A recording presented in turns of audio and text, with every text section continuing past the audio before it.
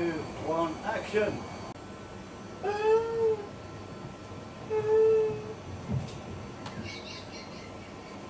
Normally when you video, somebody starts hammering in the back.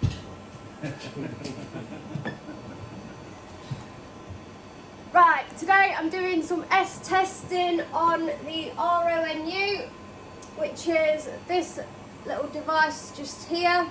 You don't need to share. I can't do this.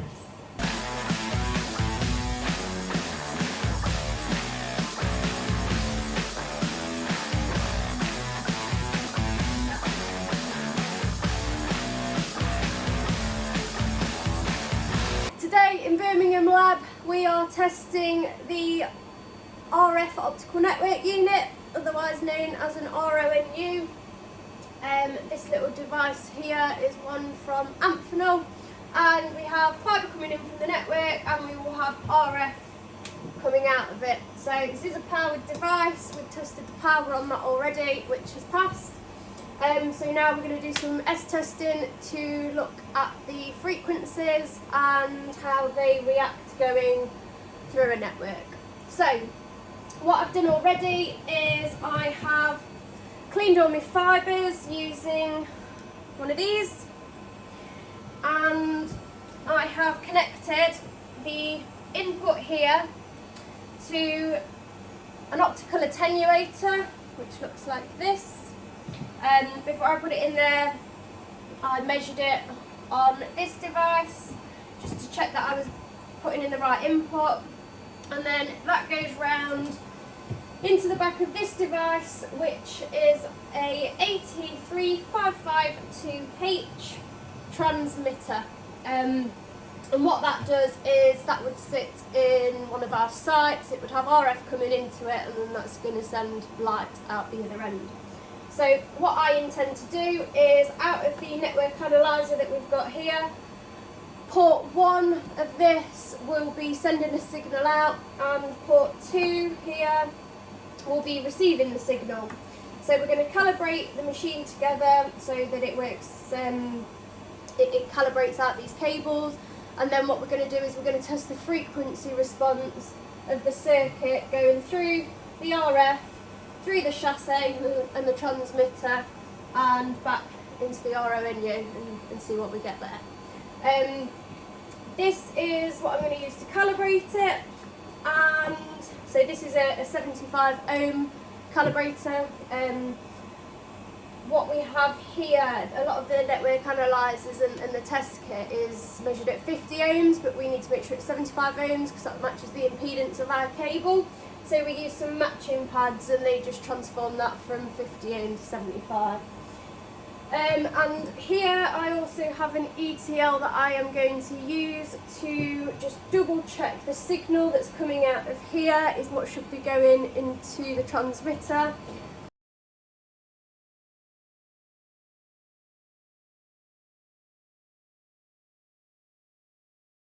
I'm going to set up the vector network analyzer to make sure it's calibrated and in line and working for my tests. So I'm going to set my frequencies. So my start frequency I'm going to leave at 1 meg.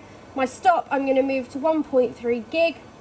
So on the RONU we're measuring 1.218 gig, but I just want that extra little bit just to make sure after that that it's still okay, or that if we've got any other issues. I'm leaving the power at -10 dBm, and I'm just going to click cal, start auto cal, and this lovely little machine here that's plugged in via USB does all this shenanigans for you in the background. So by the time I disconnect this, at the moment what you'll see is a very shaky little line at the bottom. That's because whatever is being sent out of port 1 is not being received in port 2. However, if I connect these together just using a barrel back to back, that will show at 0 dB. So what's happening there is whatever's coming out of here is being received back into port 2, and the only thing that's not calibrated in there is a barrel, which there shouldn't really be any loss on. If any, we're talking sort of 0.1, 0.0 something sort of figures. So yeah, happy with that being calibrated. Next up, we are going to just double check that our transmitter is connected and working. So this is the 835528, so this is a 1.2 gig transmitter. So we just need to make sure that we're using everything in line with the specification that's going to be going with the RONU. The transmitter here has an interface card at the back as well, just to make it a little bit easier to connect your fibre to, as the fibre connection only goes back halfway in the chassis. So by using the back port, it just means that we're able to plug it in right at the back. So with this transmitter, there are two RF inputs at the back. There is a broadcast and a narrowcast. We're using broadcast. So the broadcast is the bottom one on this particular one here, and the narrowcast is the top. So we've just put a terminator over the narrowcast so that we're not letting any stray signals in or out of the network. So once we've done this, we are going to open our OptiTrace software, go to options, connections, and at the moment we're connected via the serial port. So we're going to put the RS232 connection and select COM2, which is the COM port that it's selected into. So now that's connected, we can press the start polling button, and what will happen is it will just slowly scan through each one of these until we get to this one here, and then we can stop the polling. So you can see there in port 2 AC power, so this here is port 2, but it won't count port 1, it will just class port 2 as the whole unit. And same there, port 4, same for this one. So again, this one should measure port 6. Yeah, so it has, so it's come up in red, so there's something not quite right, but that's fine, we're not using this one anyway, we're just using this one, which should pop up as number 8.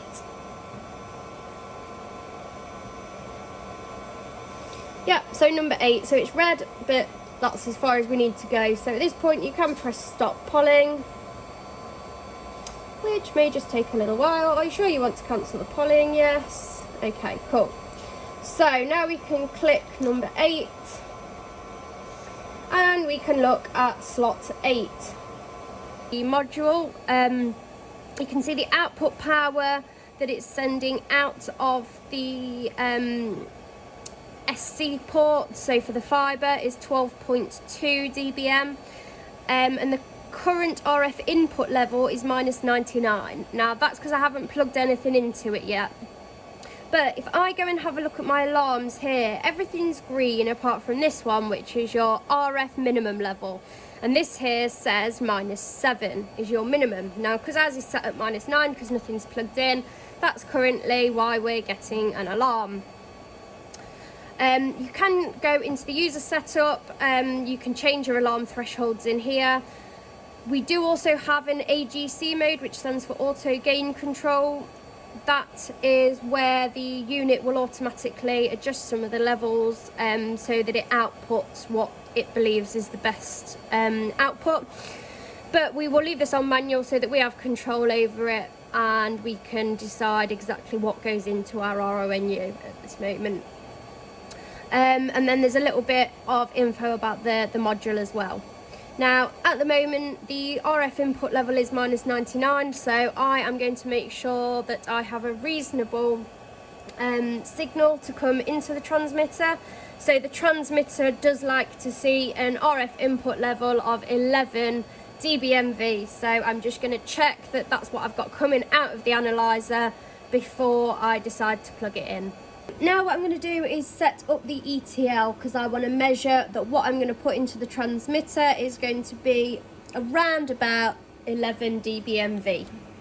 So when we first load the ETL, this is the screen that we're going to get, so we need to change a few things. So I'm going to press the amped button here.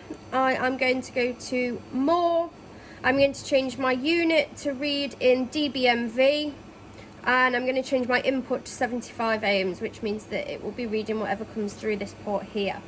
What I also want to do is make sure that I've got a clearer reading, so I'm just going to press the trace button, go to trace mode and press max hold, which is going to show me where the maximum level is sitting for the frequencies that I want to test. I also only need to test between 1 meg and my stop frequency of 1.3 gig. So that changes it a little bit, just gives us a bit of a smaller window to test within. And what I'm going to do now is I am going to connect my cable from the port 1 of the network analyzer. So this is the port that sends signal out. So I'll plug this in. Okay, just get rid of that. So at the moment everything is going off the top of the screen. So I am just going to change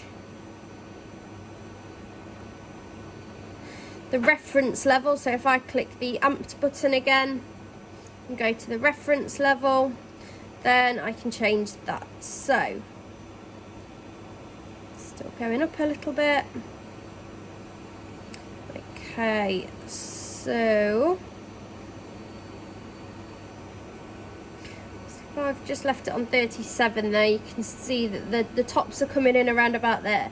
So what I'm going to do is I'm going to put a marker on the screen. What's happening at the moment, the reason that everything's sort of taking so long to build up and why it's in sort of random places, the network analyzer sends signals out in sweeps. So what it does is it, from 1 meg to 1.3 gig, it's sending out little intervals of signal which it's expecting to receive back in port 2. So the network analyzer is quite aware of what it's expecting to receive, so you can get a good picture.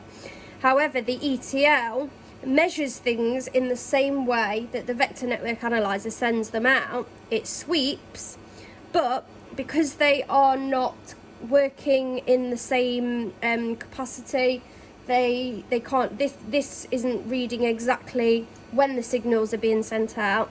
It's just doing its own sweep. That's why some of the frequencies are taking a little bit longer to get to the same point. Marker 1 is currently sat at 32.8. Now if we're expecting 11 into the transmitter, then this is obviously way too high.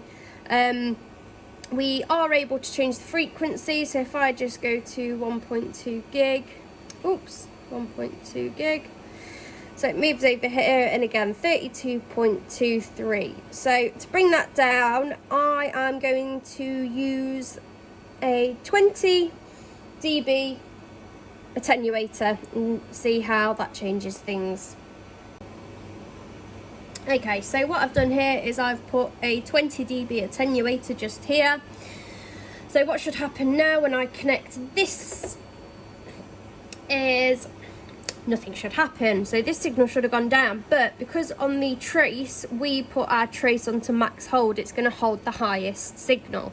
So if we just clear everything that's on there and then go for max hold again, so you'll see everything's sort of starting to build up at random intervals. So like I've just explained, that's because what's being transmitted is a sweep and what's being received is a sweep, and it's only when they meet each other at the same time that that will build. So what I'm going to do is I am just going to change the reference level a little bit, so we've just got a little bit less attenuation there. So I'm going to leave it on 20 if I'm expecting about 11. So just going back to my marker, which is currently at 1.2 gig. So that's measuring 8 at the moment, so I'm just going to give it a little bit more time. Okay, so that marker 1 now has gone to 11.8.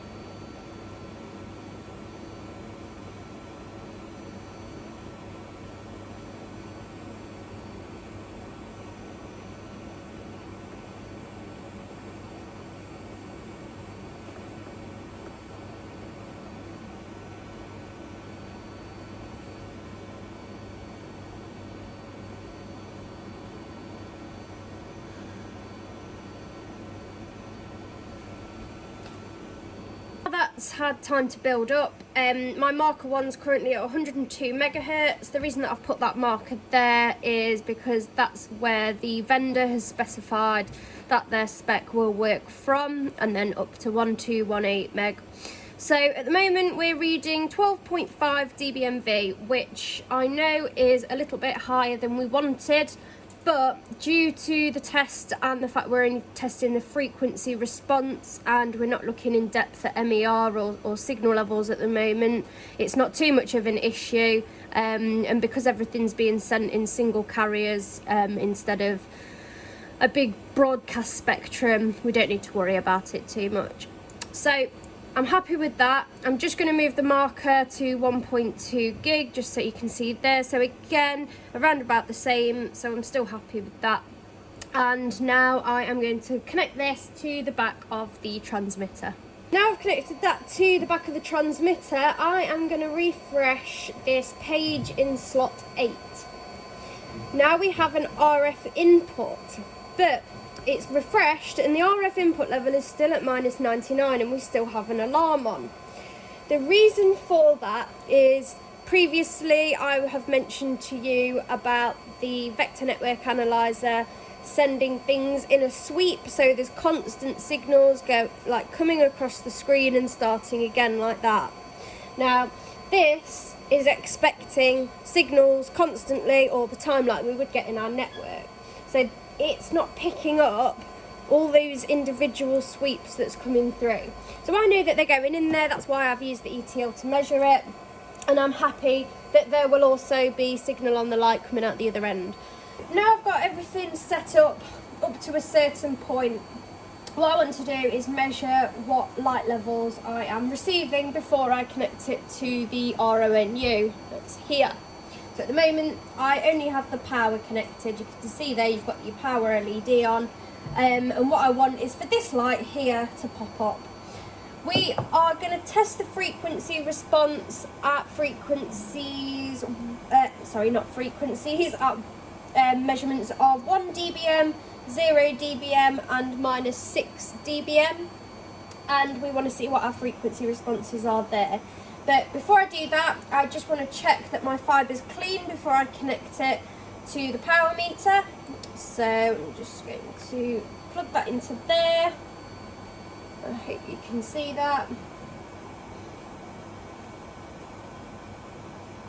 Okay, cool. And we've got the green light, we've got a pass. You can see there as well. So I am going to connect this fibre connector to here, just trying not to touch it on the way in, and I'm going to read my measurement of light here. So we're reading at 1550, as that's what we send our downstream signals on for fibre, and at the moment I am getting 0.05 dBm. Now I have already set this up once, which is why it is that, and what I also have here is a variable attenuator. So if I just turn this on, I have a fibre that's coming out the back of the transmitter into here, and I have this fibre feeding into here. Now what happens in here, I've currently got 11.9 dB of signal that I want to be attenuated to make sure that I can get as close to 0 as possible at this end. What I'm also going to do, as well as using a variable attenuator, is test it with a run of fibre that's about 25 kilometres. It just makes things a little bit more realistic, so I can check what the frequency response would be more likely to be if this was put into a real life situation. So at the moment I'm quite happy with that being set for my 0 dB. So I am just going to do a quick cleanliness check of this port here.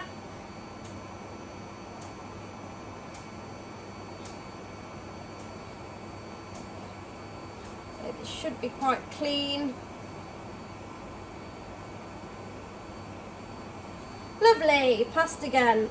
So now I know that that is clean, I am just going to disconnect from here again, making sure that I am not touching the tip with anything, and I'm going to pop it into there like so. Now, what you can see from here, I hope, is, if I just shine that in the right light, 2 LEDs. So you've got your optical input there, which is green, and your power LED there, which is green. Now the optical output light still isn't on because I haven't connected anything to that yet, but what I am going to connect shortly is port 2 of the analyzer. So then I'll have a full circuit that I'm able to then read on the network analyzer. Another quick check that I'm able to do using a multimeter, and this is only applicable to certain RONUs, not all of them have this feature, but is I'm able to test at this point here. Now here it says 1 milliwatt is equivalent to 1 volt. So if I see 1 volts on there, that will equal 1 milliwatt. But what is 1 milliwatt equivalent to? Well, a milliwatt is equivalent to 0 dBm, which is what we have put in here. So I'm expecting to see 1 volt on here. So what I am going to do is connect my black lead to an earthing point, so just down here, and my red lead to the centre of this electrical test point here, and you should be able to see on the screen there that we have 1.074. So yeah, that's about 1 volt, well, near enough to, which means that we have 1 milliwatt, which means that we have 0 dBm. So it's just another quick way of just checking that. Just before I connect it back up to the network analyzer, I'm just going to have a little look at it on the ETL, which is a spectrum analyzer. So I have still got my marker at 1.2 gig here, and I've given it a bit of time to build up, and I can see there that my signal is 18.6 dBmV. I'm also just going to check my frequency at 102 meg.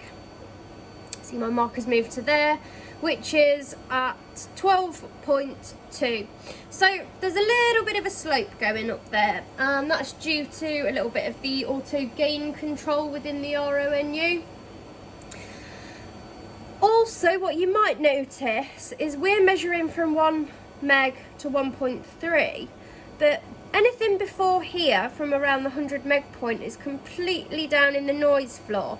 Now, the reason that that has happened is there is a filter built into the RONU to make sure that none of the upstream signals, which will sit within these frequencies, interfere with these. We are only broadcasting the downstream signals at this point. So, what we should expect from this is quite a similar reaction on the network analyzer. So back at the network analyzer, I am going to connect port 2, which is the receiving port, into the RF out port. And we can see here that we have a trace that's very similar to what we received over on the spectrum analyzer there.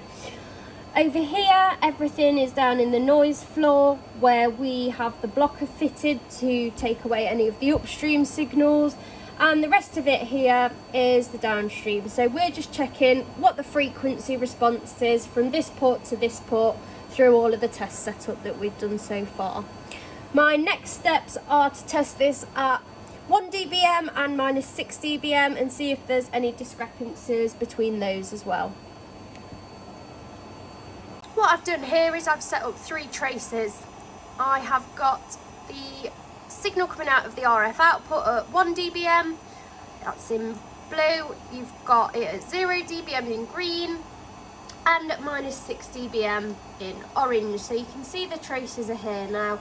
The blue and the green ones pretty much overlap each other, but the one that's at -6 in orange, you can tell there's a little tiny bit of a gap.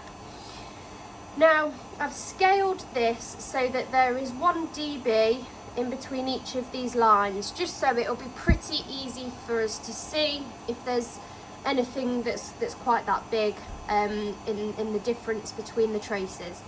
I've also put markers on at specific points here, and marker 4 and marker 5 are probably the furthest away from each other on the traces. So if I just go down to here, marker 4 on the blue trace is minus 15.7, on the green trace minus 15.7, and on the orange trace is minus 16.2. So there's only actually 0.5 dB difference there. So we're within our target of 1 dB, and we can sign that off as a pass.